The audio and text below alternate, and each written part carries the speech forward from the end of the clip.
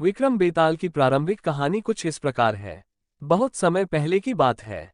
उज्जयिनी नाम के राज्य में राजा विक्रमादित्य राज किया करते थे। राजा विक्रमादित्य की न्यायप्रियता, कर्तव्यनिष्ठता और दानशीलता के चर्चे पूरे देश में मशहूर थे। यही कारण था कि दूर दूर से लोग उनके दरबार में न्याय मांगने आया करते थे। राजा हर दिन अपने दरबार में लोगों की तकलीफों को सुनते और उनका निवारण किया करते थे। एक दिन की बात है। राजदरबार लगा हुआ था। तभी एक भिक्षु विक्रमादित्य के दरबार में आता है और एक फल राजा को देकर चला जाता है। राजा उस फल को कोषाध्यक्ष को दे देता है। उस दिन के बाद से हर रोज वह भिक्षु राजा के दरबार में आने लगा। उसका रोज का काम यही था कि वह राजा को फल देता और चुपचाप चला जाता।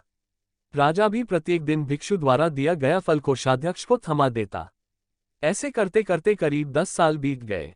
एक दिन जब भिक्षु फिर राजा के दरबार में आकर फल देता है तो इस बार राजा फल कोषाध्यक्ष को न देकर वहां मौजूद एक पालतू बंदर के बच्चे को दे देते हैं। यह बंदर किसी सुरक्षाकर्मी का था जो छूटकर अचानक राजा के पास आ जाता है। बंदर जब उस फल को खाने के लिए तोड़ता है तो उस फल के बीच से एक बहुमूल्य रत्न निकलता है। उस रत्न की चमक को देख राज दरबार में मौजूद सभी लोग हैरत में पड़ जाते हैं। राजा भी यह नजारा देख आश्चर्य में पड़ जाता है। राजा कोषाध्यक्ष को इससे पूर्व भिक्षु द्वारा दिए गए सभी फलों के बारे में पूछता है।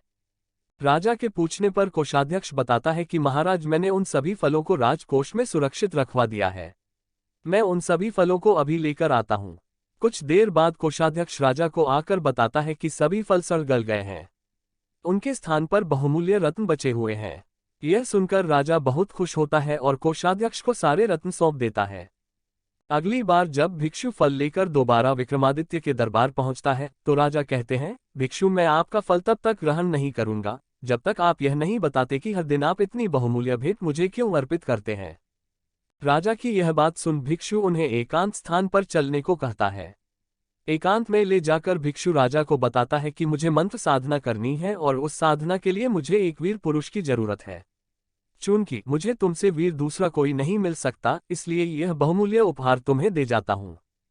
भिक्षु की बात सुन राजा विक्रमादित्य उसकी सहायता करने का वचन देते हैं। तब भिक्षु राजा को बताता है कि अगली अमावस्या की रात को उसे पास के शमशान आना होगा, जहां वह मंत्र साधना की तैयारी करेगा। इतना कहकर भिक्षु वहां से चला जाता है। अमावस्या का दिन आते ही राजा को भिक्षु की बात याद आती है और वो वचन के अनुसार शमशान पहुंच जाते हैं। राजा को देख भिक्षु बहुत प्रसन्न होता है। भिक्षु कहता है, हे राजन, तुम यहाँ आए, मैं बहुत खुश हुआ कि तुम्हें तुम्हारा वचन याद रहा। अब यहाँ से पूर्व की दिशा में जाओ। वहाँ एक महाश्मशान मिलेगा। उस महाश्मशान में एक शीशम का एक विशाल वृक्ष है। उस वृक्ष पर एक मुर्दा लटका हुआ है। उस मुर्दे को तुम्हें मेरे पास लेकर आना है। भिक्षु की बात सुनकर राजा सीधे उस मुर्दे को लाने चल देता है। महाश्मशान में पहुंचने के बाद राजा को एक विशाल शीशम के पेड़ पर एक मुर्दा लटका हुआ दिखाई देता है।